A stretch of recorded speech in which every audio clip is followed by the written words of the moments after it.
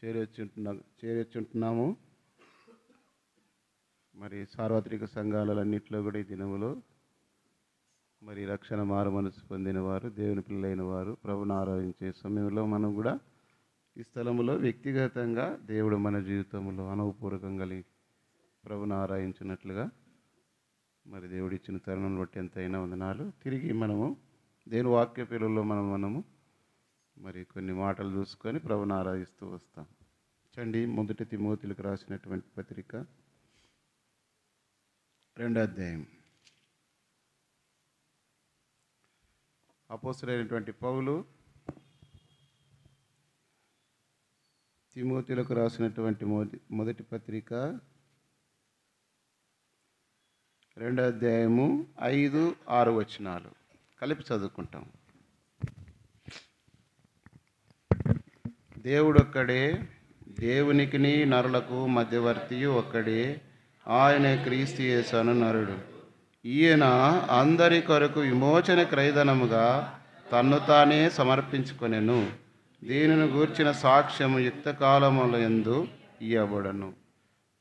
యోహాను రాసినటువంటి సువార్త 4వ అధ్యాయము.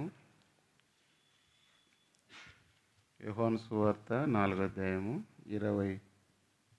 24వ వచనాన్ని అందరు కలిపి చదువుకుంటాం. దేవుడు ఆత్మ కనుక ఆయనను ఆరాధించువారు ఆత్మతోనూ సత్యముతోనూ ఆరాధింపవలెనను. ప్రభు సాయం కొరకై ప్రార్థన చేస్తూ వస్తాం.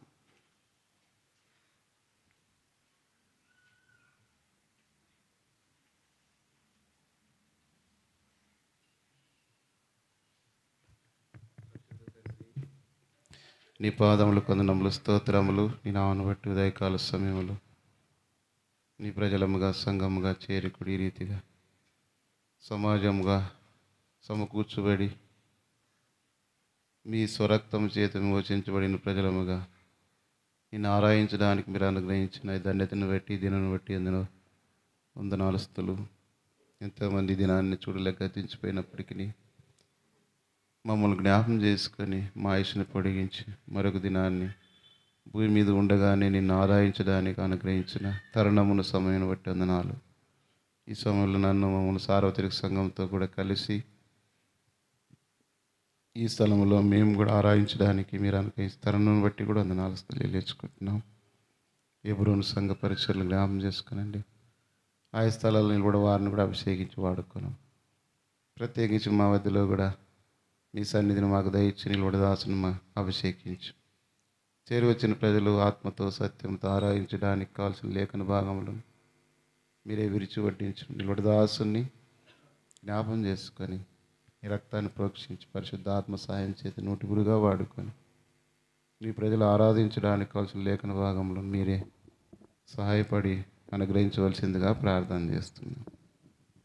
ఇంతవరకు పాటల్లో సహాయపడుతూ వచ్చినారు. నిలబట్టేదన్నా తిరిగి ఈ వాక్య వెలుగులో మా జీవితాలను పరీక్షించుకొని ఆరాధన ఆత్మతో మనసుతో నింపబడిన వారమై ఆరాధించడానికి మీరే కృప దయచేయమని ఇచ్చిన సమయాన్ని బట్టి వందనాలు చెల్లించుకుంటూ దాసు నన్ను జ్ఞాపం చేసుకున్న పెదల హృదయాలు తాకమని నిర్గమం 4:12 మత్తయి 10:20 అదే రీతిగా 1 యోహాను 2:27 ప్రకారం అభిషేకాన్ని కోరుకుంటూ యేసుక్రీస్తు నామములో స్తుతించి ప్రార్థించి వేడుకొనుచున్నాం తండ్రి, ఆమేన్.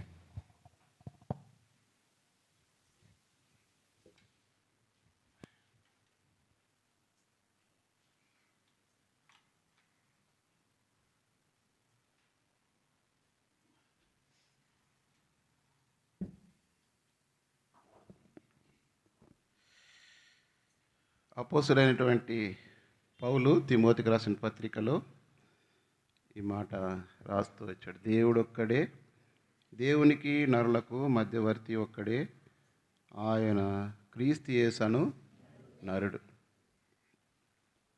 దేవుడు అనాది సంకల్పం చొప్పున సమస్త సృష్టిని కలిగజేస్తూ వచ్చాడు. అయితే అందులో మొదటి మానవుడైనటువంటి ఆదాము అవ్వలను కూడా కలుగజేస్తూ వచ్చినాడు. వారైతే దేవుని మాటను ఆజ్ఞను మీరి పాపం చేయటం బట్టి పాపం లోకంలోనికి ప్రవేశిస్తూ వచ్చింది. ఆ పాపం నుండి విమోచించడానికి యేసుక్రీస్తు వారుడు ఈ లోకానికి వచ్చినట్టుగా దేవుని వాక్యం రాయబడుతూ వచ్చింది. ఆ విషయాన్ని వాళ్ళకు ప్రస్తావిస్తూ దేవుడు ఒక్కడే, దేవునికి మధ్య నరులకును మధ్యవర్తియు ఒక్కడే, ఆయనే క్రీస్తు యేసు నరుడు. ఆయన ఏం చేస్తూ వచ్చాడంటే ఈయన 6వ వచనంలో, ఈయన అందరి కొరకు విమోచన క్రయధనముగా తన్ను తానే సమర్పించుకునేను. అందరి కొరకు, మనుషులందరి కొరకు. కాబట్టి దేవుడు పరిశుద్ధుడు, నీతిమంతుడు, యథార్థవంతుడు. అలాంటి దేవుణ్ణి మనం కలుసుకోవాలంటే మనలో అలాంటి పరిశుద్ధత, యథార్థత కలిగి ఉండాలి. అయితే దేవుని వాక్యం సెలవిస్తుంది కానీ ఏ భేదం లేదు, అందరూ పాపం చేసి దేవుడు అనుగ్రహించిన మహిమను పొందలేకపోతున్నారు. కాబట్టి భూమి మీద పుట్టినటువంటి ప్రతి మానవుడు కూడా జన్మ కర్మ పాపిగా ఈ లోకంలో జన్మిస్తున్నాడు. పుట్టుకతోనే పాపి, కర్మ అంటే క్రియలతో కూడా పాపిగా ఈ లోకంలో జీవిస్తున్నాడు. అలాంటి మానవుని విమోచించడానికి దేవాది దేవుడు, సృష్టికర్త అయిన దేవుడు ఈ లోకానికి శరీరధారిగా ప్రభువైన యేసుక్రీస్తు వారు ఈ లోకానికి వచ్చినట్టుగా ఇక్కడ రాయబడుతూ వచ్చింది. యేసుక్రీస్తుకు ఉన్నటువంటి పేర్లు బైబిల్ గ్రంథంలో అనేకంగా ఉన్నాయి. ఎన్ని పేర్లు ఉన్నాయంటే దాదాపు 176 రకాలుగా ప్రభువైన యేసుక్రీస్తు పేరును ప్రస్తావించడం జరిగింది. 176 యేసుక్రీస్తు పేరును ప్రస్తావించడం జరిగింది. కాబట్టి అలాంటి ఈ దేవుడు ఎందుకు వచ్చాడంటే ఈయన అందరి కొరకు విమోచన క్రయధనము తను తానే మరి సమర్పించుకుంటూ వచ్చాడు. మానవులందరూ చేసినటువంటి పాపం కొరకై యేసుక్రీస్తు వారి లోకములో శిలువలో మరణించిన దాన్ని మనం చూస్తవచ్చు. కాబట్టి రక్తం చిందించబడకుండా పాప క్షమాపణ కలగదు గనక ఆ రక్తానికి ప్రాయశ్చిత్తం చేయడానికై యేసుక్రీస్తు ఈ లోకానికి వచ్చాడు. మరి ఈ లోకంలో జీవించే ఎద్దుల యొక్క, కోడెల యొక్క, మేకల యొక్క రక్తం ద్వారా మనుషునికి పాప విమోచన కలగలేదు. నిర్దోషమైన, పరిశుద్ధమైన, నిష్కలంకమైనటువంటి రక్తం ద్వారా మాత్రమే మానవునికి ప్రాయశ్చిత్తం కలుగుతూ వస్తుంది. మనకు తెలుసు అనేక మంది అనేక రకాలుగా వాటిని బలులు అర్పిస్తూ వచ్చారు. అయితే ఆ బలుల అర్పణలు జరిగించే పశువుల్లో కానీ పక్షుల్లో కానీ దేనిని అర్పించినప్పటికీ ఆ రక్తం పరిశుద్ధమైనది కాదు. కారణం ఏమంటే ఆ జంతువుల్లోనూ ఆ పక్షులలో కూడా పవిత్రత లేదు, పరిశుద్ధత లేదు. అలాంటి అపవిత్రమైన రక్తం ద్వారా మానవుని యొక్క పాపానికి ప్రాయశ్చిత్తం కలగదు. అందుకే పేతురు ఏమన్నాడంటే, చదవండి, 1 పేతురు 1వ అధ్యాయము 18-19 వచనాల్లో, పితృపారంపరమైన మీ వ్యర్థ ప్రవర్తన విడిచిపెట్టినట్లుగా వెండి బంగారముల వంటి క్షయ వస్తువుల చేత మీరు విమోచింపబడలేదు కానీ అమూల్యమైన రక్తం చేత, అనగా నిర్దోషమును నిష్కలంకమునగు గొర్రెపిల్లు వంటి క్రీస్తు రక్తం చేత విమోచింపబడితిరని మీరు ఎరుగుదురు కదా. కాబట్టి ఆ రక్తం ఎలాంటిదంటే అమూల్యమైన రక్తము. మూల్యం చెల్లించేది అంటే వెల ఇంత అని ఉంటుంది. కానీ ఈ రక్తానికి అమూల్యం ఇంత అని వెల చెల్లించలేం. ఆ రక్తం ప్రభువైన యేసుక్రీస్తు ద్వారా మనకు కలుగుతూ వచ్చింది. ఎలా కలుగుతూ వచ్చింది అంటే ఆయన మనకు మధ్యవర్తిగా ఈ లోకానికి వచ్చాడు. పరిశుద్ధుడైన దేవుణ్ణి మానవుడు ఆరాధించాలంటే పరిశుద్ధత కలిగి ఉండాలి. అయితే భూమి మీద పుట్టిన ప్రతి మానవుడు కూడా జన్మకర్మ పాపిగా ఈ లోకంలో జీవిస్తున్నాడు. ఆ పాపి అయిన మానవుడు పరిశుద్ధుడైన దేవుని సమీపించి ఆరాధించాలంటే ఆ పరిశుద్ధమైన రక్తం కావాలి. ఆ పరిశుద్ధమైన రక్తమును ప్రభువైన యేసుక్రీస్తు వారు అర్పించడానికి ఈ లోకానికి వచ్చినట్టుగా మనకు వాక్యం తెలియపరచబడుతూ వస్తుంది. చదవండి ఒక మాట, మత్తయి సువార్త 20వ అధ్యాయం 6వ వచనం అనుకుంటాను, చదవండి. 28 చదువుమా. అలాగే మనిషి కుమారుడు పరిచారం చేయుటకు రాలేదు కానీ పరిచారం చేయుటకును అనేకులకు ప్రతిగా విమోచన క్రయధనముగా తన ప్రాణమునిచ్చుటకు వచ్చెను. ఎందుకు వచ్చినాడంట? అనేకులకు ప్రతిగా తన ప్రాణం. ఎందుకంటే విమోచన క్రయధనముగా, రక్తం చిందించబడకుండా పాపక్షమాపణ కలగలేదు. అందుకే అదే ఎఫెసీ 1:3 చదవండి, 7 చదవండి. ఎఫెసీ పత్రిక 1వ అధ్యాయం 7వ వచనం.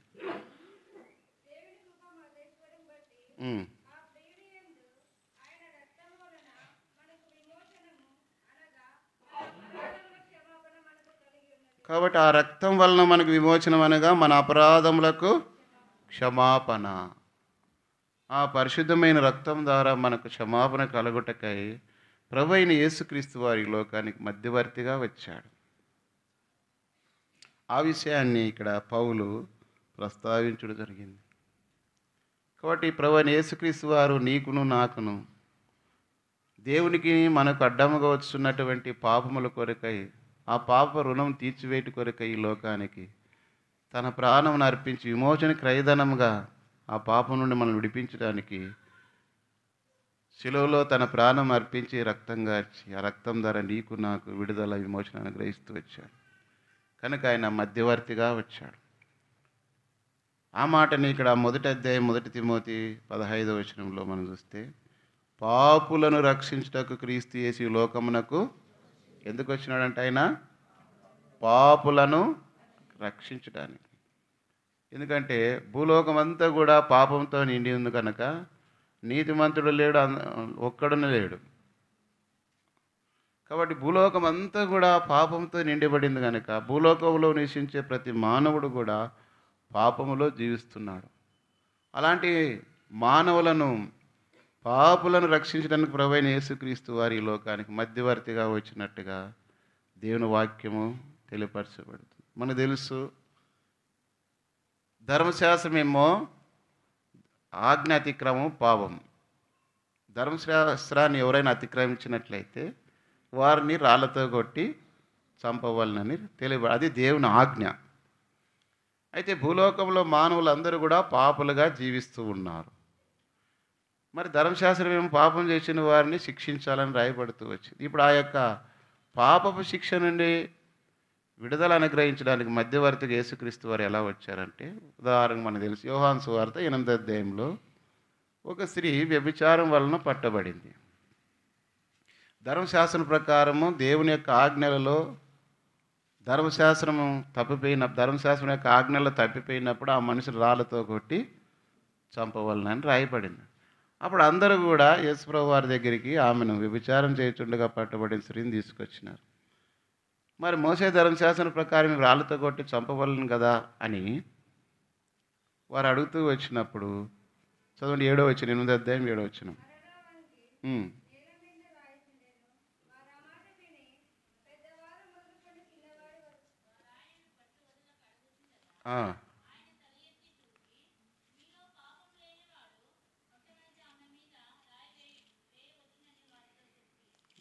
కాబట్టి యోహాను సువార్త 8వ అధ్యాయంలో ఆ స్త్రీని బట్టి యేసుప్రభువుని అడుగుతూ వచ్చినప్పుడు ఇప్పుడు 9వ వచనం చదవండి. వారు ఆ మాట విని పెద్దవారు మొదలుకొని చిన్నవారి వరకు ఒకని వెంట ఒకడు బయటికి వెళ్ళిరి. యేసు ఒక్కడే మిగిలిను, ఆ స్త్రీ మధ్యను నిలబడి ఉండెను. ఇక్కడ చూసినట్లయితే యేసుప్రభు వారి దగ్గరికి వచ్చిన తర్వాత అందరూ కూడా అడుగుతున్నారు, ఆమె రాళ్ళతో కొట్టి చంపాలి కదా అంటే, పెద్దవాళ్ళు మొదలుకొని చిన్నవాళ్ళ వరకు. మరి అలాంటి సమయంలో ప్రభు అన్నారు, మీలో పాపం లేనివాడు ఆమె మీద మొదటి రాయి వేయమన్నాడు. కానీ అందరూ వెళ్ళిపోయినారు. ఇప్పుడు ఎవరున్నారు అక్కడ? యేసుప్రభు వారు ఒక్కడే ఉన్నాడు. యేసు ఒక్కడే మిగిలేను అంటే ఇప్పుడు ఆమెను శిక్షించడానికి పాపం లేని వ్యక్తి యేసుక్రీస్తు. ఇక్కడే 8వ అధ్యాయంలో 46లో ఒక మాట చివరిలో ఉంది, నా యందు పాపమున్నదని మీలో ఎవడు స్థాపించును అని. అంటే పాపం లేనివాడుగా యేసుప్రభు వారు ఉన్నాడు కనుకని ఆమెను శిక్షించడానికి అర్హుడు. కానీ అక్కడ ఉన్న వాళ్ళందరూ కూడా పాపంలో జీవించిన వాళ్ళే. కానీ ప్రభువును పట్టువదలకు అడుగుతున్నప్పుడు ఆయన చెప్తున్నాడు, ధర్మశాస్త్రం ప్రకారము మీలో పాపం లేనివాడు మొదట ఆమె మీద రాయి వేయమన్నప్పుడు అందరూ పోయినారు. యేసు ఒక్కడే మిగిలినాడు. అయితే ప్రభు ఏమంటున్నాడు ఇప్పుడు ఆమెను? 10వ వచనం. యేసు తల ఎత్తి చూచి, అమ్మా వారెక్కడ ఉన్నారు? ఎవరిని నీ శిక్ష విధింపలేదా అని అడిగినప్పుడు ఆమె లేదు ప్రభువా అనెను. అందుకు యేసు, నేనును నీకు శిక్ష విధింపను, నీ వెళ్ళి ఇక పాపము చేయకమని ఆమెతో చెప్పాను. కాబట్టి ఆమెను శిక్షించడానికి అర్హుడుగా యేసుక్రీస్తు వారు ఉన్నప్పటికీ ప్రభు అంటున్నాడు, అమ్మ నేనును నీకు శిక్ష విధింప, నీకు వెళ్ళి పాపము చేయకుము అన్నాడు. కాబట్టి దేవుని యొక్క ధర్మశాస్త్రం ప్రకారము పాపం చేసిన వారిని రాళ్ళతో కొట్టి చంపాల. మరి ఆ స్త్రీ అయితే పాపం చేసింది, ఆమె శిక్షకు అర్హురాలు. ఆ విషయాన్ని అందరూ కూడా వచ్చి అడిగినప్పుడు ప్రభు చెప్పిన మాటను బట్టి మీలో పాపం లేనివాడు మొదట ఆమె మీద రాయి వేయమన్నప్పుడు అందరూ వెళ్ళిపోయినారు. ప్రభు ఒక్కడే ఉన్నాడు. ఇప్పుడు ఆమెను శిక్షించిన ప్రభు ఒక్కడే అధికారం. కానీ ప్రభు కూడా ఏమన్నాడంటే, ఇప్పుడు నేనును నీకు శిక్ష విధింపను అని క్షమించినాడు. అందుకే 103వ కీర్తనలో మాట మనం చూస్తూ వస్తాం, ఆయన నీ దోషములన్నిటినీ క్షమించువాడు. కాబట్టి ఆ స్త్రీ యొక్క పాపము చేత పట్టబడినప్పుడు ఆమె దోషములు మనుషులు క్షమించలేకపోయారు. ధర్మశాస్త్రం కూడా రాళ్ళతో కొట్టి చంపాలని చెప్తుంది. కానీ యేసుప్రభు వారు ఏమన్నాడంటే, నేను కూడా శిక్ష నీకు విధింపను. అది దేవునికిని నరులకును మధ్యవర్తిగా ఇప్పుడు ఆయన వారి మధ్య ఆయన ఉన్నప్పుడు ఆ స్త్రీ మధ్యను నిలబడి ఉండెను. కాబట్టి యేసుప్రభు వారు అక్కడ ఉన్నాడు, శిక్ష విధించిన అర్హుడే. కానీ ఆయన వచ్చింది ఎందుకంటే పాపులను రక్షించుట, క్రీస్తు యేసు ఈ లోకమునకు వచ్చెను. కాబట్టి దేవుని యొక్క ధర్మశాస్త్ర ప్రకారం శిక్షకు అర్హులమే. అందుకే కదా ఇంకో మాట రాయబడుతూ వచ్చింది, చదవండి. రోమిలు రాసిన పత్రిక 8వ అధ్యాయం 2వ వచనం.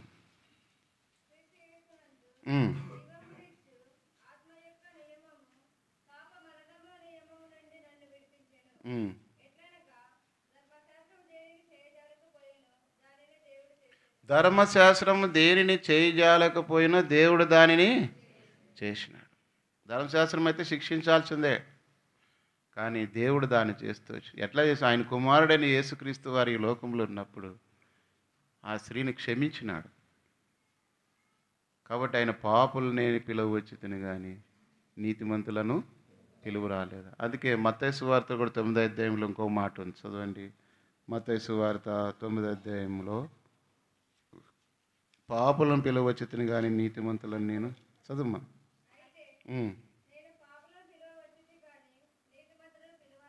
కాబట్టి ఆయన వచ్చింది ఎందుకంటే పాపులనే పిలువచ్చుతని. కాబట్టి ఈ లోకంలో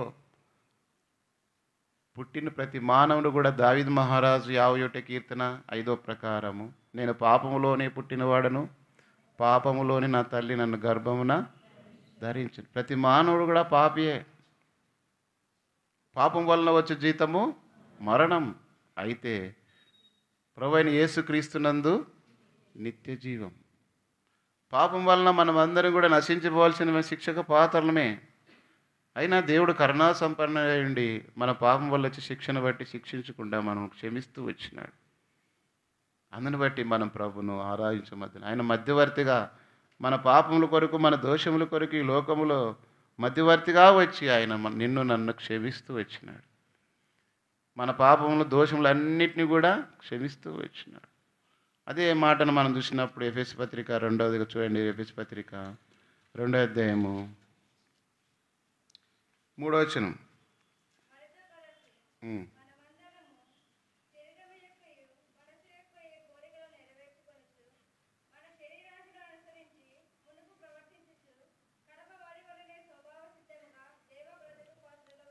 కాబట్టి వారితో కలిసి, అంటే ఎవరితోనా? ఈ ప్రపంచ ధర్మము చొప్పున, ఈ ప్రపంచం ఈ లోక మర్యాద చొప్పున మనం కూడా జీవిస్తూ ప్రవర్తిస్తూ ఉండే మనము వాయుమండల సంబంధమైనటువంటి అధికారి అంటే సాతానుడు వాని యొక్క ఇష్టం చొప్పున మనం జీవిస్తూ శరీరం యొక్క మనసు యొక్క కోరికలను, శరీరం ఏం ఆశిస్తుందో ఏం చేయమంటుందో, మనసు ఏం ఆశిస్తుందో ఏం చేయమంటుందో వాటి ప్రకారం మనం జీవిస్తూ ఉన్నాం.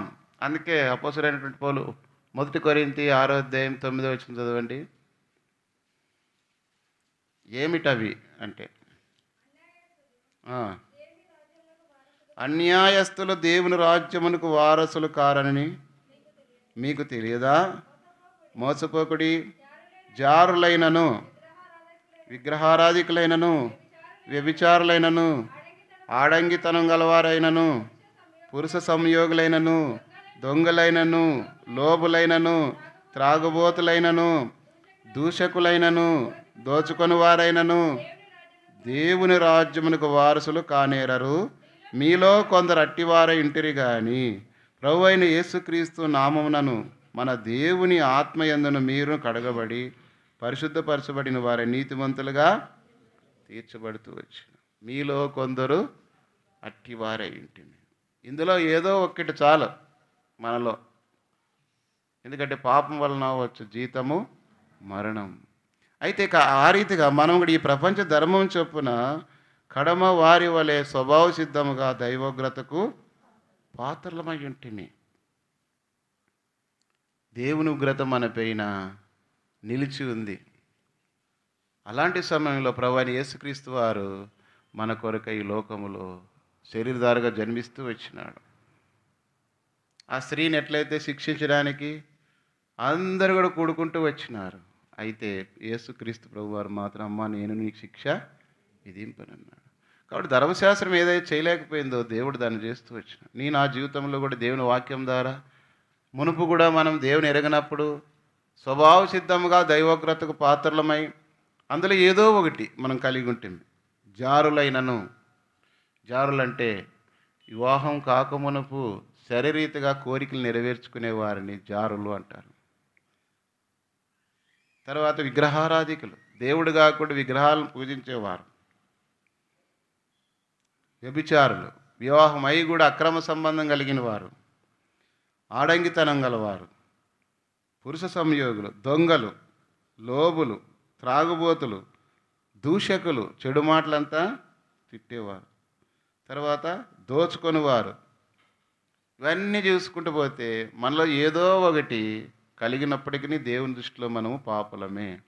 ఉదాహరణ మనకు తెలుసు, ఎరికో పట్టణంలో జక్కయ్య ఉన్నాడు. లూకాసు వార్త 19వ అధ్యాయంలో అందరూ కూడా ఆ యొక్క ఎరికో పట్టణంలో ఉన్న వ్యక్తులందరూ కూడా జక్కయ్యని గురించి ఏమనుకున్నారంటే 7వ వచనం ఈ పాపి అయిన మనుషుడు అనుకున్నారు. పాపిగా ఎంచబడుతూ వచ్చినారు. అయితే జక్కయ్యకు ఉండే ఆశ ఏమంటే యేసుప్రభు ఎవరో అని చూడాలని ఆశ ఉంది. మేడి చెట్టు ఎక్కువ చూస్తున్నాడు. ఇంతలో యేసుప్రభు వారు వచ్చినాడు. యేసుప్రభు వారు ఆ చెట్టు దగ్గర రాగానే జక్కయ్య నువ్వు త్వరగా దిగుము, నేడు నేను నీ ఇంట ఉండవలసి ఉన్నదని జక్కయ్యని పిలువగానే అందరూ ఆశ్చర్యపోయినారు.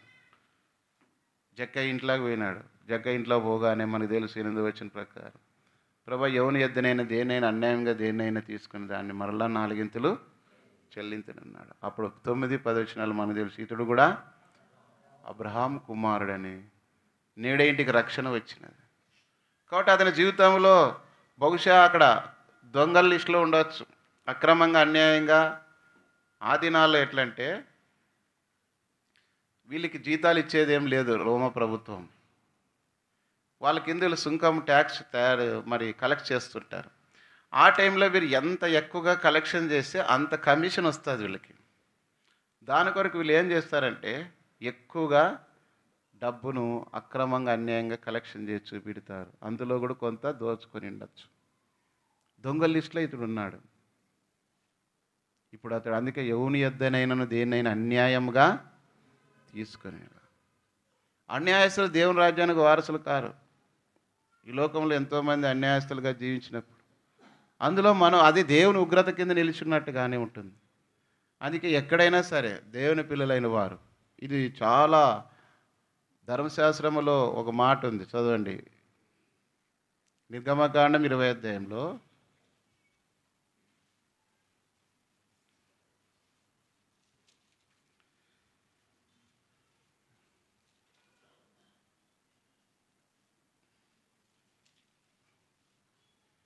వెయ్యి తరముల వరకు కరుణించు. ఇంతమా చదవండి.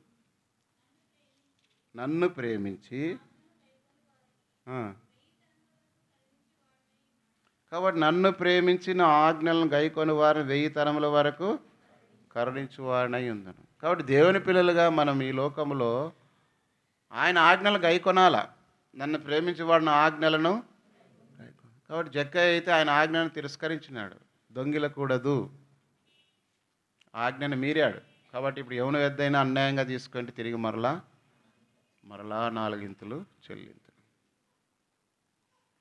కాబట్టి ఆ దినాల్లో దేవుని వాక్యం రక్షణ మారమనసు పొందిన తర్వాత తీర్మానం చేసుకున్న తర్వాత అడిగేవాళ్ళు బాప్తిస్మలు అంటే, నువ్వు ఎవరికైనా అప్పు ఉన్నావా? లేదని రాయాలి ఫారంలో. ఉంటే అప్పు చెల్లించిన తర్వాతే బాప్తిస్మ ఇచ్చేవాళ్ళు. ఇంకా ఎవరితోనైనా నువ్వు మరి సమాధానం లేకున్నట్లయితే వాళ్ళతోనూ సమాధానం కలిగి ఉండాలి. అవన్నీ రాయాలి, చాలా ఉన్నాయి. ఇప్పట్లాకి ఏదో ఆడపోయి నీళ్ళలో మునిగొచ్చి ఎట్లా పడితే అట్లా తిరిగేది కాదు. సరైన విధానం లేదు కనుక సరైన జీవితం కూడా లేదు ఇప్పట్లో. ఊరికే పేరుకి మాత్రం బాప్తిస్మాలు తీసుకుంటారు, మందిరాలకు పోతుంటారు, కానీ నడుచుకుంటుంటారు కదా. అన్నీ లోకంలో ఉంటుంది. పైన ఈ వేషము, పైకి భక్తి కలిగిన వారు ఇవ్వాలండి దేవుని శక్తిని.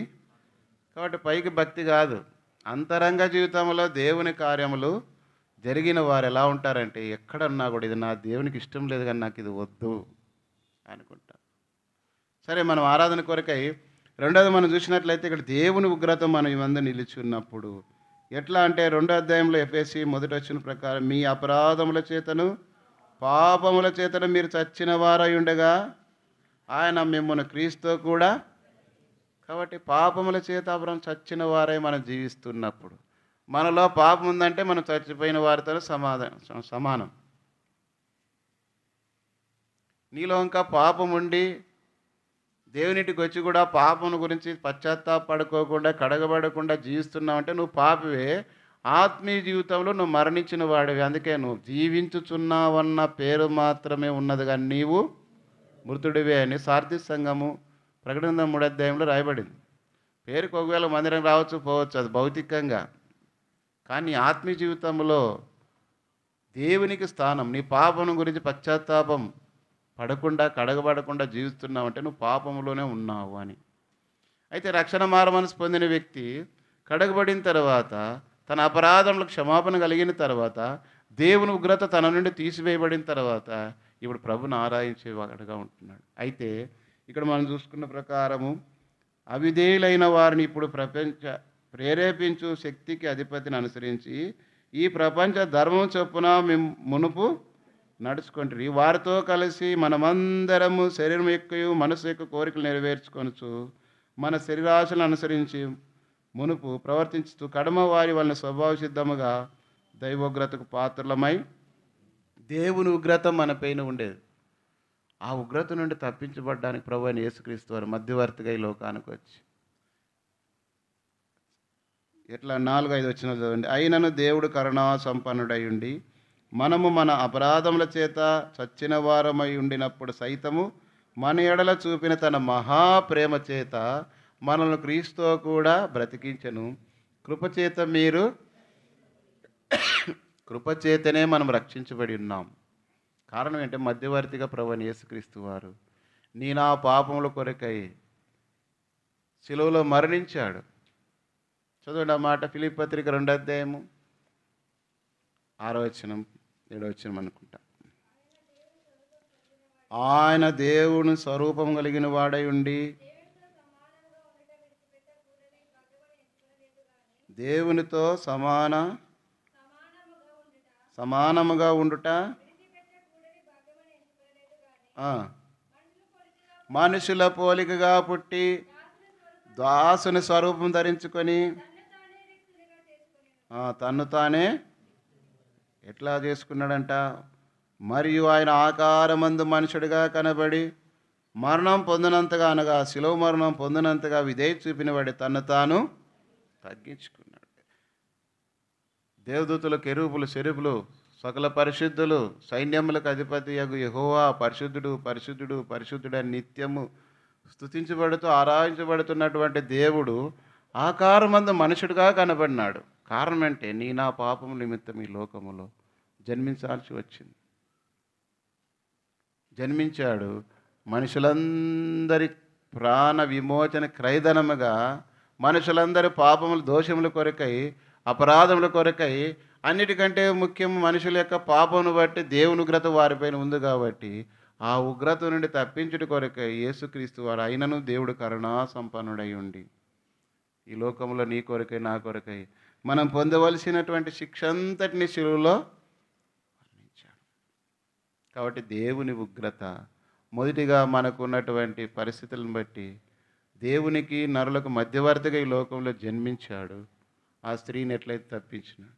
రెండోదిగా మనం చూస్తూ వచ్చినప్పుడు దేవుని ఉగ్రత మన పైన ఉన్నప్పుడు అన్యాయస్తులు దేవుని రాజ్యానికి వారసులు కాదు కాబట్టి జక్కయ్య జీవితం మార్చబడింది. మనం కూడా ఈ లోకంలో అన్యాయస్తుల లిస్టులోనూ ఆ యొక్క లిస్టులో మనం ఉన్నప్పుడు విగ్రహారాధికులుగా ఉన్నప్పుడు వ్యభిచారులుగా ఉన్నప్పుడు దొంగలుగా ఉన్నప్పుడు లోబులుగా ఉన్నప్పుడు జారులుగా ఉన్నప్పుడు ఏదో ఒక దానిలో మనం మరి పాపములో చిక్కుబడి ఉన్నప్పుడు దేవుడు నీకు నాకు మధ్యవర్తిగా తన ప్రాణమును అర్పించినాడు. ఆ రక్తం ద్వారా మన పాపదోషములన్నీ కడిగి పవిత్రపరుస్తూ వచ్చినాడు. చదవండి అదే ఫిలిప్పీ పత్రిక 2వ అధ్యాయంలో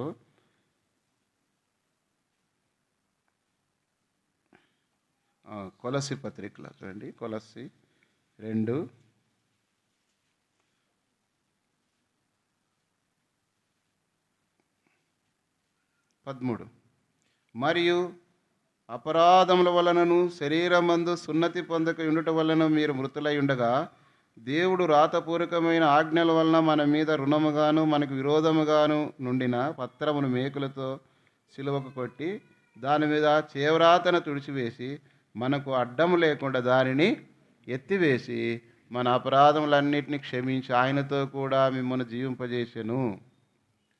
కాబట్టి మన పాపపు రుణమంతటా ఆయన తీసివేసినాడు. ఉదాహరణకు మనం ఎవరైనా అప్పు ఉన్నామనుకో, అప్పు కట్టాలని వాళ్ళు బాధిస్తున్నారు. ఆ సమయంలో ఓ వ్యక్తి వచ్చి ఆయన బదులు నేను కడతానులే అని చెప్పేసి మరి ఇంతకుముందు మన యూత్ క్యాంపులో ఉపమానం చెప్పారు. ఒక బానిసలో నీగ్రో జాతిలో పుట్టిన వాళ్ళని బానిసలుగా కొనుక్కొని పోయేవాళ్ళు అంట. వాళ్ళు ఏది చెప్తే అది చేస్తుండాల. ఒకానొక సమయంలో ఒక బానిసను ఒక ఆయన డబ్బు ఇచ్చి వెల చెల్లించి విడిపించినాడు. అప్పుడు ఆ యొక్క బానిస వచ్చి అడుగుతున్నాడంటే యజమాని, అయ్యా నన్ను ప్రేమించి ఆయా బానిసత్వం విడిపించినావు, నువ్వు ఏది చెబితే అది నేను చేస్తాను అని ఆయన అంటే ఆయన అడయా లేదు, నీ బానిసత్వం నుండి విడిపించడానికి నేను డబ్బంతా చెల్లించినాను, ఇక నువ్వు వెళ్ళి స్వతంత్రంగా బతకవచ్చు, నీకు ఇష్టం వచ్చినట్లుగా నువ్వు వెళ్ళి సొంతంగా ఏదైనా బతకవచ్చు, నాకు బానిసగా ఉండాల్సిన అవసరం లేదు అని ఈ విడిపించిన వ్యక్తి చెప్పినప్పుడు ఆ వ్యక్తి ఎంతో కన్నీళ్ళు విడిచి పశ్చాత్తాపడి అతని యుద్ధ జీవిస్తూ వచ్చిన. కాబట్టి మనం చెల్లించాల్సిన దాన్ని వేరొకరు చెల్లిస్తే ఎంత సంతోషం. కాబట్టి ప్రభువైన యేసుక్రీస్తు వారు మన పాపపు రుణపత్రమును ఏం చేస్తూ వచ్చినట్టు సిలువకు మేకులతో కొట్టి. అందుకే ఒకటి నిలువు కర్ర ఒకటి అడ్డు కర్ర సిలువ ఉంటుంది. నిలువు కర్ర ఏం సూచిస్తుంది? ధర్మశాస్త్రం, నువ్వు పాపం చేసిన దాన్ని బట్టి నిన్ను శిక్షించాలా అనేది నిలువు కర్ర సూచిస్తుందంట. అయితే అది కొట్టబడకుండా అడ్డకర్రగా ఒకటి ఉంటుంది. ధర్మశాస్త్ర సంబంధమైన దానిని కొట్టివేయడానికి ప్రభువైన యేసుక్రీస్తు వారు నీకు నాకు మధ్యవర్తిగా లోకానికి వచ్చాడు. మధ్యవర్తిగా వచ్చి మన పాపలన్నీ క్షమించడానికి శిలువలో మరణించినాడు. రెండవది, దేవుని ఉగ్రత నుండి తప్పించబడ్డానికి కూడా మధ్యవర్తిగా ప్రభువైన యేసుక్రీస్తు వారు నీ కొరకై నా కొరకై ఈ లోకంలో జన్మించి శిలువలో మరణించి రక్తం గార్చి పాపం నుండి విడిపిస్తూ వచ్చినాడు. అందుని బట్టి ప్రభుని ఆరాధించాలి. చివరిగా చూడండి, 1 యోహాను పత్రిక 2వ అధ్యాయం 1-2 వచనాలు చదవండి.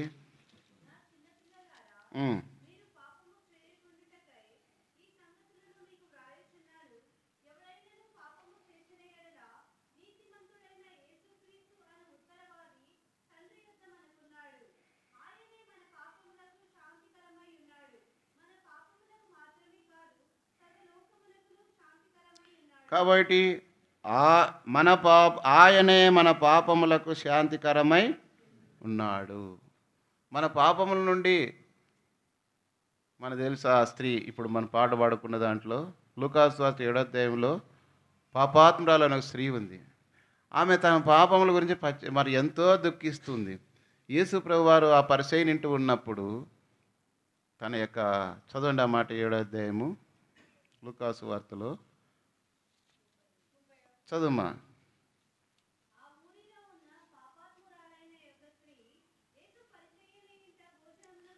టైం అవుతుంది. 8:38 చదువు. వెనుకచ్చుట ఆయన పాదముల యొద్ద నిలబడి ఏడ్చుచు కన్నీళ్లతో ఆయన పాదములను తడిపి తన తల వెంట్రుకలతో తుడిచి ఆయన పాదములను ముద్దు పెట్టుకొని అత్తరు వాటికి పూసెను. ఆయనను పిలిచిన పరిసేయుడు అది చూచి ఈయన ప్రవక్త అయిన ఎడల తన్ను ముట్టుకొనిన ఈ స్త్రీ యువతియో ఎటువంటిదో ఎరిగుండును, ఇది పాపాత్మురాలని తనలో తాను. కాబట్టి ఆ పరిసేయుడు అనుకున్నాడు, ఈ పాపాత్మురాలని స్త్రీ ఆయన ముట్టుకోయిందే. ఏడుస్తూ ఆమె కన్నీళ్ళతో ఆయన పాదాలు తుడుస్తూ వచ్చినప్పుడు ప్రభు అప్పుడు అంటున్నాడు 44 వచనం, ఆ స్త్రీ వైపు తిరిగి సీమోనుతో ఇట్లా, నేను ఈ స్త్రీని చూస్తున్నావే, నేను నీ ఇంటిలోనికి రాగా నీవు నా పాదములకు నీళ్ళు ఇయ్యలేదు, కానీ ఈమె తన కన్నీళ్లతో నా పాదములకు తడిపి తన తల వెంట్రుకలతో తుడిచెను. నీవు నన్ను ముద్దు పెట్టుకొనలేదు, కానీ నేను లోపలికి వచ్చినప్పటి నుండి ఈమె నా పాదములు ముద్దు పెట్టుకొనుట మానలేదు. ఎంతగా ఆమె ప్రేమించింది. తన పాపం, ఆమె పేరు రాయబడలే, పాపాత్మరాలైన స్త్రీ. కాబట్టి ఆమె పాపములకు ప్రాయశ్చిత్తం చేయగలిగిన వాడు ఒక్కటే. తన పాపములను బట్టి ఆమెకు సమాధానం లేదు, నెమ్మది లేదు, హృదయంలో దోషారోపణ చేయబడుతుంది, శాంతి లేదు. అలాంటి వారికి ఇప్పుడు ఈ ప్రభు ఏమంటున్నాడు చూడండి, 50 చదవండి. 48, నీ పాపములు క్షమించబడినవని ఆమెతో అనెను. అప్పుడు ఆయనతో కూడా భోజన పంక్తి కూర్చుండిన వారు పాపములు క్షమించుచున్న ఇతడెవడని తమలో తాము అనుకొనసాగిరి. అందుకు ఆయన, నీ విశ్వాసం నిన్ను రక్షించను, సమాధానం గలదానవై వెళ్ళుమని ఆ స్త్రీతో. ఇప్పుడు ఆమెకు సమాధానం వచ్చింది. అమ్మా, నీ పాపములను బట్టి అసమాధానం, ఆ దుఃఖము, శాంతి లేక చూస్తున్నావు కదా, నువ్వు సమాధానం గలదానవై నీవు వెళ్ళుమన్నాడు. అదే మనం ఈ మొదటి యోహాను పత్రికలో మనము 2వ అధ్యాయంలో, ఆయనే మన పాపములకు శాంతికరమైనాడు. మన పాపములు క్షమించేవాడు. మనుషులు కొన్ని ఏదన్నా జరిగిన సంఘటనలు త్వరగా క్షమించలేరు. ఎన్ని సంవత్సరాలైనా దాన్ని రాతి పలకల మీద చెక్కినట్లుగా ముద్రగా చెక్కుంటారు, హృదయాన్ని కఠినపరుచుకుంటారు, క్షమించలేరు. వాళ్ళు నాకు ఇట్లా చేసారు, వాళ్ళు నన్ను ఇట్లా అంటే, వాళ్ళకి అది చేయకూడదు, వీళ్ళకి ఇట్లా.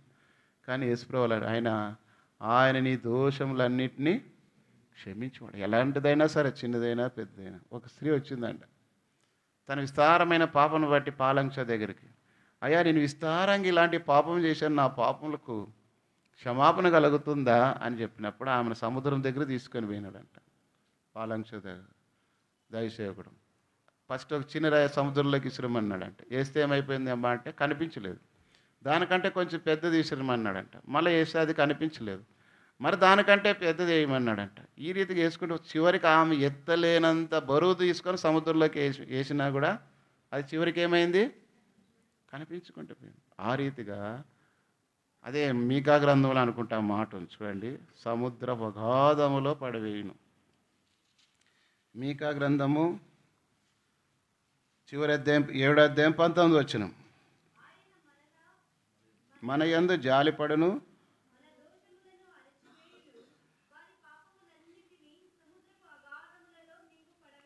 కాబట్టి ఇంక సముద్రపు అగాధములలో నీవు, కాబట్టి ఇంక ఎన్నటికీ తిరిగి పైకి రావు. ఇంకా దేవుడు క్షమించిన పాపం తిరిగి ఇంకెన్నడూ కూడా ఆయన జ్ఞాపం చేసుకున్నాడు.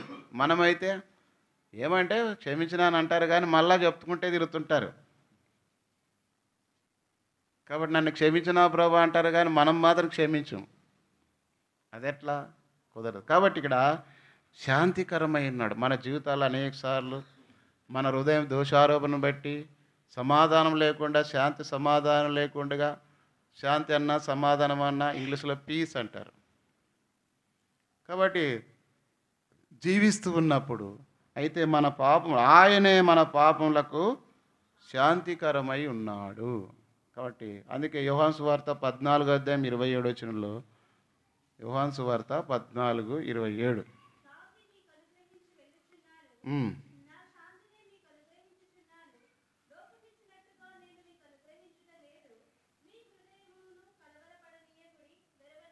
కాబట్టి శాంతి మీకు కాబట్టి సమాధానం మీకు లోకం ఇచ్చినట్లుగా కాదు.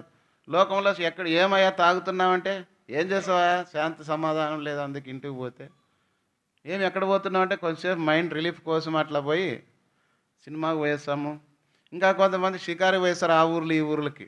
ఏమంటే కొంచెం రిలాక్సేషన్ అంట. అంటారు కదా, ఇది సామెత అట్లా. కాకరకాయ ఎక్కడ పోయి ఏ నీళ్ళలో మునిగొచ్చినా కూడా దాని చేదు మాత్రము పోదు. మన హృదయంలో సమాధానం, మనకున్న స్థలంలోనే దేవుడు ఎంత సమాధానం. దేవుని ఇంట్లో దేవుని వాక్యం వింటున్నప్పుడు, దేవుని ప్రజలతో ఉన్నప్పుడు, దేవుని పని చేస్తున్నప్పుడు, ప్రార్థన చేసుకుంటున్నప్పుడు, దేవుని వాక్యం చదువుతున్నప్పుడు అదే గొప్ప ఆనందం. అదే భక్సింగ్ గారు చెప్పిన సత్యమును మహిమాయుక్తమునైన సంతోషం, ఆనందం. అది అనిపించే వాళ్ళకి తెలుస్తుంది దేవునిలో. ఎక్కడో కాదు, నువ్వు ఎక్కడున్నా సరే దేవుని కలిగి ఉండి దేవుని వాక్యం చదువుతూ ప్రభుని ఆరాధిస్తూ ప్రార్థన చేస్తూ దేవునితో సహవాసం కలిగి ఉన్నప్పుడు అదే పరలోకపు ఆనందం. అలాంటి శాంతికరమైన జీవితాన్ని ప్రభు నీకు నాకు ఇచ్చాడు. కాబట్టి మూడవదిగా ఆయన మనకిచ్చిన శాంతిని బట్టి ప్రభును మనం ఆరాధించాలి, సమాధానాన్ని బట్టి ప్రభును. ఎందుకంటే అందుకే ఏమన్నాడు చదవండి, యెషయా గ్రంథం 26:3. యెషయా గ్రంథం 26:3. కాబట్టి ఎవని మనస్సు నీ మీద ఆనుకొనునో వానిని నీవు పూర్ణ శాంతి గలవానుగా. కాబట్టి దేవుని పైన మన మనసు ఆనుకున్నప్పుడు వారిని ఎలాంటి వారిగా చేస్తూ వస్తాడంట, పూర్ణ శాంతి సమాధానం అనుగ్రహిస్తూ వచ్చాడు. ఎందుకు ఏలైనగా అతడు నీ యందు విశ్వాసం ఉంచున్నాడు. అందుకే దావీదు మహారాజు కూడా తన జీవితంలో కలిగిన ప్రతి పరిస్థితులన్నింటిలో కూడా యెహోవా నా కాపరి, కీర్తనలు 23 అన్నాడు కదా. చదవండి, కీర్తనలు 23:2 చదవండి.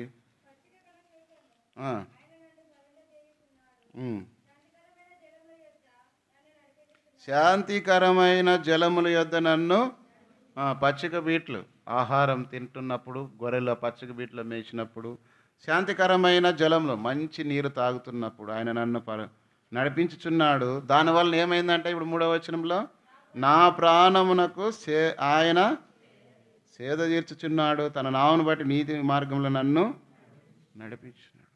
మన జీవితంలో కూడా మన శాంతి సమాధానం పాటలో శాంతి సమాధానం అనే పాట ఉంది. శాంతి సమాధానం సువార్త పాటలో ఉంది. కాబట్టి శాంతి సమాధానం ప్రభు అయిన యేసుక్రీస్తు వారిలో దొరుకుతుంది. కాబట్టి ఈనాడు నీవు నేను శాంతి సమాధానం వల్ల దేవుని ఇంట్లో ప్రభుని ఆరాధిస్తున్నాం, ఘనపరుస్తూ హెచ్చిస్తున్నాం అంటే అది గొప్ప ధన్యత. కాబట్టి మన పాపముల కొరకై నీ నా దోషముల కొరకై మధ్యవర్తిగా వచ్చాడు. దేవుని ఎదుట నుండి వచ్చే ఉగ్రత నుండి తప్పించడానికి ప్రభు అయిన యేసుక్రీస్తు వారు నీ కొరకై నా కొరకై శిలువలో తన ప్రాణం అర్పించి రక్తం గార్చి, ఆ రక్తం ద్వారా మనకు మన పాపములకు విమోచన క్రయధనంగా ఆయన మన కొరకై చనిపోతూ వచ్చినాడు. మూడోది, ఆయనే మన పాపములకు శాంతికరమై ఉన్నాడు. కాబట్టి మన పాపముల నుండి విడిపించి ఇప్పుడు శాంతి సమాధానం కలిగి ప్రభు ఇంటిలో ప్రభును ఆరాధించే వారిగా చేసినాడు. అందుని బట్టి ప్రభువును మనము ఆరాధించే బద్ధులమైంటున్నాం. అందుకే దేవుడు ఒక్కడే, దేవునికి నరులకు మధ్యవర్తి ఒక్కడే, ఆయనే క్రీస్తు యేసు నరుడు. ఆ నరుడైన ప్రభు అయిన యేసుక్రీస్తు వారి లోకానికి వచ్చి నీకు నాకు మరి మధ్యవర్తిగా మన పాపముల కొరకై చనిపోయినాడు. దేవుని ఉగ్రత నుండి తప్పించడానికి మన పాపముల నుండి విడిపిస్తూ వచ్చినాడు. అంతేకాకుండా దినదినము దేవుని ద్వారా, వాక్యం ద్వారా, దేవుని సన్నిధి ద్వారా మనకు శాంతి సమాధానాన్ని అనుగ్రహించేవాడుగా ఉంటున్నాడు. అందుని బట్టి ప్రభువును మనం ఆరాధించ బద్ధులమై ఉంటున్నాం. మనం ఇప్పుడు లేచిబడి ఒకటి